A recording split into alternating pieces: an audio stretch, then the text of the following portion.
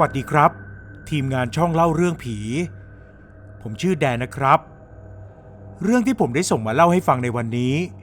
เป็นเรื่องที่เกี่ยวกับความเชื่อของกลุ่มชาติพันธุ์กลุ่มหนึ่งที่อยู่ทางประเทศพม่าพวกเขามีความเชื่อที่ว่าหากนำธูปหนึ่งดอกมาไหว้คนเป็นก็จะเกิดความอัปมงคลโชคร้ายหรือถึงขั้นที่บุคคลนั้นมีอันเป็นไปเลยก็ได้ผมขอเริ่มเล่าด้วยการย้อนกลับไปเมื่อประมาณปีพ.ศ. 2539 ปีนั้นผมกับแฟนเพิ่งจะเข้ากรุงเทพใหม่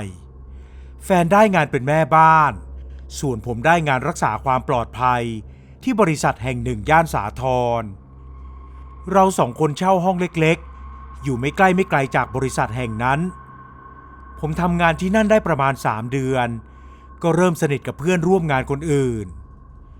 ผมอยากให้รู้จัก2 คนก่อนนั่นก็คือไอ้มน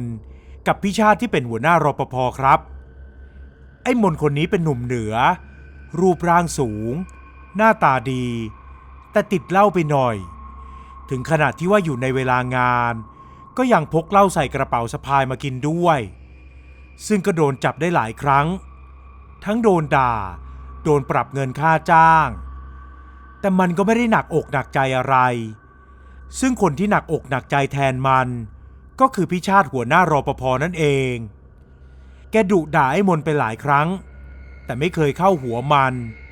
ถ้าจะไล่ออกก็เกรงใจพ่อมันที่เป็นเพื่อนกันอีก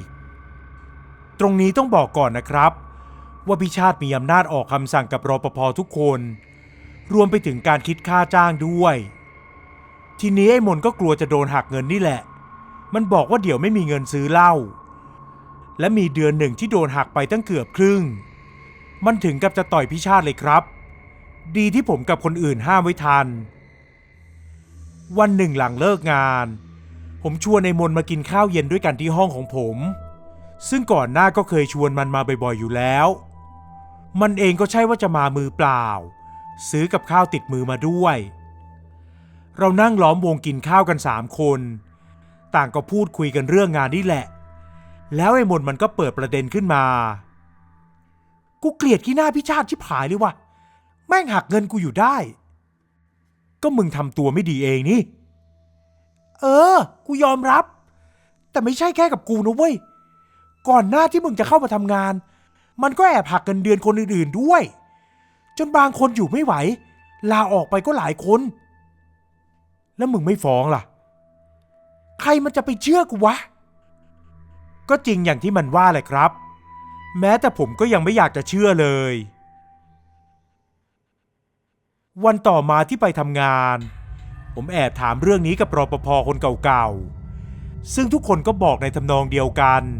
ว่าพี่ชาติแกแอบหักเงินลูกน้องจริงแต่จะใช้วิธีใดนั้นก็ไม่มีใครรู้แต่ว่าถึงวันเงินเดือนออกทุกคนจะได้ไม่เต็มซึ่งแกก็เอาเงินส่วนนี้ไปใช้เองและขู่ว่าถ้าใครฟ้องเจ้านายแกจะไล่ออกจากนั้นผ่านมาจนใกล้จะถึงสิ้นเดือนวันหนึ่งขณะที่ผมยืนเวรอยู่บริเวณหน้าตึกของบริษัทพี่ชาติได้เดินออกมาจากป้อมยามที่ตั้งอยู่ตรงทางเข้าแกเดินมาพร้อมกับถือขวดแก้วเครื่องดื่มชูกำลังในขวดมีธูปที่จุดแล้วปักไว้ดอกหนึ่งใครเอามาไว้ในป้อมวะแกเดินมาถามผมไม่รู้อ่ะพี่มันคืออะไรเหรอพี่ก็ไม่รู้แต่อย่าให้เจอตัวแล้วกันว่าแล้วแกก็ดับธูปและทิ้งลงถังขยะก่อนจะเดินจากไปผมได้แต่สงสัยว่าใครมาเล่นพิเรนอย่างนี้กันจากวันนั้นผ่านมา1 อาทิตย์เต็มๆที่ผมไม่เห็นพี่ชาติมาทำงานและไม่มีรปภ.คนไหนรู้เลยว่าแกหายไปไหนไอ้มนมันดูมีพิรุธแต่มันก็บอกว่าไม่รู้เรื่องอะไรเหมือนกันคืนหนึ่งช่วงประมาณตี 2ผมที่กำลังเดินตรวจเวรรอบๆตึกอยู่พอเดินผ่านเข้าไปในตรงมุมมืดของตึกจมูกก็ได้กลิ่นเหม็นคาวเลือดลอยมาจางๆผมพยายามดมหาที่มาของกลิ่นไปเรื่อยๆแล้วก็ต้องชะงักจนใจวายแวะไปอยู่ที่ตาตุ่มเมื่อส่องไฟฉายไปเจอรอยเลือดเป็นกองที่พื้นทางเดินมันเป็นรอยเลือดเหมือนคนถูกลากไปผมจึงไล่ไฟฉายตามก็พบกับร่างของคนคนหนึ่งที่บาดเจ็บสาหัส กำลังคลานอยู่บนพื้นห่างออกไปไม่ไกลผมวิ่งตามเข้าไปดูทันทีแล้วก็ต้องตกใจเมื่อเห็นว่าเป็นพี่ชาตินั่นเองสภาพที่เห็นคือมีบาดแผลชะกันไปทั่วทั้งตัวเหมือนประสบอุบัติเหตุใหญ่มาเลือดไหลเจิ่งนองอยู่บนพื้นแกพยายามยกมือที่สั่นระริกขึ้นมาแล้วพูดออกมาด้วยเสียงที่แหบพร่าช่วยด้วยช่วยพี่ด้วยวินาทีนั้นผมลนลานไปหมดและบอกแกไปว่ารอก่อนนะพี่เดี๋ยวจะไปเรียกคนมาช่วยจังหวะนั้นเองที่ผมสบตาแกแล้วก็เห็นว่าแกไม่มีในตาดำดวงตาทั้งสองขาวขุ่นดูหน้าขนลุกแต่วินาทีฉุกเฉินอย่างนั้นไม่ใช่เรื่องจะมาคิดเล็กคิดน้อยแล้วจึงรีบผละจากตรงนั้นแล้ววิ่งไปที่ป้อมยามทันทีพอไปถึงป้อมยามก็เจอไอ้มนและพี่รปภ.อีกคนผมเลยตะโกนบอกมันเฮ้ยโทรเรียกรถพยาบาลทีพี่ชาติบาดเจ็บอยู่หลังตึกทั้งสองคนต่างทำสีหน้างงๆทว่าพี่อีกคนที่มีสติดีกว่าก็รีบวิ่งเข้าป้อมไปโทรเรียกรถพยาบาลทันทีและแทบจะพร้อมกันนั้นผมพาไอ้มนวิ่งไปทางหลังตึกพอมาถึงที่เดิมก็ไม่พบตัวพี่ชาติแล้วแม้กระทั่งรอยเลือดก็หาไม่เจอทุกอย่างมันเงียบเป็นปกติผมเองได้แต่ยืนอึ้งไปเริ่มรู้ตัวว่าคงเจอดีเข้าให้แล้วหลังจากเหตุการณ์นั้นเรากลับมายืนเวรที่หน้าตึกกับคนอื่นๆและผมก็ได้เล่าเรื่องที่เจอให้ไอ้มนฟังไอ้มนมีสีหน้าตกตะลึงก่อนจะอุทานขึ้นมาไม่น่าเชื่อได้ผลจริงๆเหรอวะจากนั้นมันก็เล่าเรื่องหนึ่งให้ฟังว่าญาติทางฝ่ายปู่ของมันเป็นกลุ่มชาติพันธุ์หนึ่งที่อยู่ทางพม่าพวกเขามีความเชื่อว่าการเอาธูปหนึ่งดอกไปไหว้คนเป็นพร้อมกับสวดคาถาบทหนึ่งเสริมเข้าไปด้วยจะทำให้คนคนนั้นดวงซวยหรือไม่ก็ถึงขั้นมีอันเป็นไปได้เลยและด้วยความที่เกลียดพี่ชาติเป็นทุนเดิมอยู่แล้วไอ้มนก็ลองเอาธูปหนึ่งดอกไปไหว้พี่ชาติตอนที่แกงีบหลับอยู่ในป้อมยามโดยไม่ได้ตั้งใจจะเอาให้ถึงตายหรอกเพียงแต่อยากเห็นพี่ชาติเกิดความชิบหายบ้างเท่านั้นเอง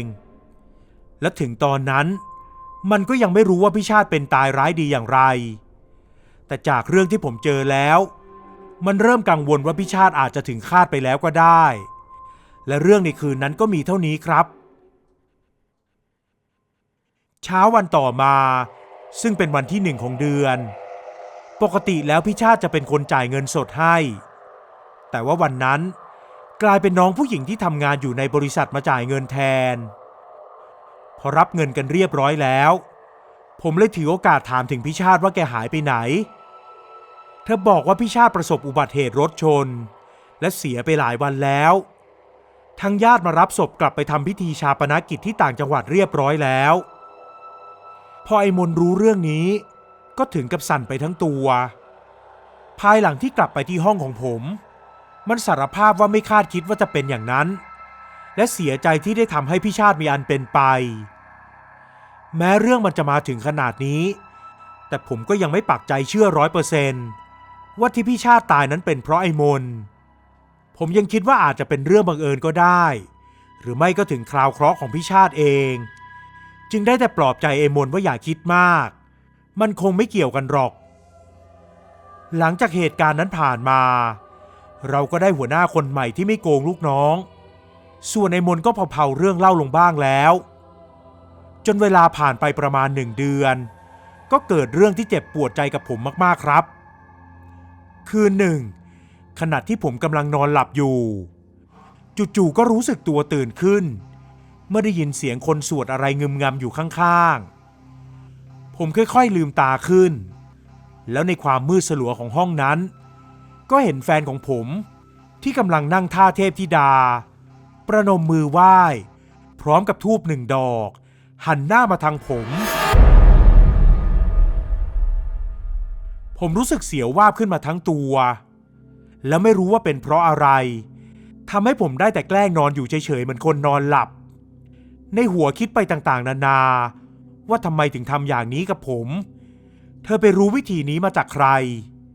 แล้วคนเดียวที่ผมนึกถึงก็คือไอ้มนนั่นเองภาพต่างๆมันผุดขึ้นมาในหัวทั้งตอนที่ไอ้มนมากินข้าวที่ห้องและส่งยิ้มให้แฟนผมทั้งความสนิทสนมที่ทั้งสองมีให้กันสิ่งเหล่านี้ทำให้ผมนึกไปไกลว่าคงโดนเพื่อนชั่วคนนี้หักหลังเข้าแล้วเช้าวันต่อมาผมทำตัวปกติเหมือนไม่รู้ไม่เห็นอะไรแฟนผมก็ทำตัวปกติไม่แสดงพิรุธอะไรเลยพอไปเจอไอ้มนที่ทำงานผมจึงแกล้งพูดถึงแฟนให้มันฟังแต่มันก็ไม่มีพิรุธใดๆเหมือนกันทำตัวเฉยๆเหมือนไม่สนใจเธอจนผมเริ่มคิดว่าคงเป็นการเข้าใจผิดแฟนผมอาจจะรู้วิธีนี้มาจากคนอื่นก็ได้ทีนี้พอผ่านไปอีก 2-3 วันที่ไม่มีอะไรเกิดขึ้นคราวนี้พี่รปภ.คนอื่นก็ทักผมว่าเวลาที่เดินตรวจงานตอนกลางคืนเขามักจะเห็นเงาผู้หญิงเดินตามหลังผมแต่พอเดินตามไปดูหรือส่องไฟฉายตามไปก็ไม่เจอใครผมจึงคิดถึงคืนที่แฟนเอาธูปมาไหว้ทีนี้พอเจอกับตัวก็เริ่มหวั่นใจขึ้นมาบ้างแล้วแต่ผมไม่ได้ถามแฟนเพราะลึกๆในใจก็ยังระแวงทั้งคู่อยู่ขืนถามออกไปอาจทำให้พวกเขารู้ตัวจนกลับมาทำงานในวันต่อมาวันนั้นผมร้อนใจทั้งวันเพราะเป็นวันหยุดของแฟนแล้วไอ้มนก็หยุดพอดีด้วยเดินตรวจเวรไปก็คิดฟุ้งซ่านไปหมดจนผ่านไปถึงช่วงกลางคืนผมอดรนทนไม่ไหวจึงตัดสินใจเอาโทรศัพท์ที่ป้อมยามโทรไปหาแฟนดูปรากฏว่าปิดเครื่องซะด้วยซึ่งเธอไม่เคยทำอย่างนี้มาก่อนเลยครับผมที่ทนไม่ได้แล้วจึงขอยืมมอเตอร์ไซค์พี่ที่ทำงานแอบขี่กลับไปที่หอพักทันทีแล้วไม่รู้เพราะความเม่อลอยหรือคิดฟุ้งซ่านอะไรพอถึงทางจะเลี้ยวเข้าซอยไปที่หอตรงมุมมืดๆนั้นผมเห็นเงาผู้หญิงยืนขวางทางไว้จังหวะนั้นมันกระชั้นชิดเหลือเกินไฟหน้าสาดเข้าใส่เธอเต็มๆเผยให้เห็นร่างที่เขียวคล้ำและเปื่อยเน่าเหมือนผีตายซากดวงตาทั้งสองข้างของเธอปูดโปนออกมาดูน่าสยดสยองมาก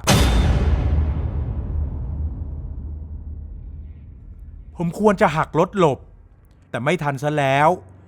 มันเป็นจังหวะที่กำลังตกตะลึงจึงขี่มอเตอร์ไซค์พุ่งทะลุตัวผีนั้นไปเลยมารู้ตัวอีกทีก็พบว่าตัวเองยังนั่งอยู่บนมอเตอร์ไซค์มือจับแฮนด์ไว้แน่นและกำลังมุ่งหน้าไปทางหอ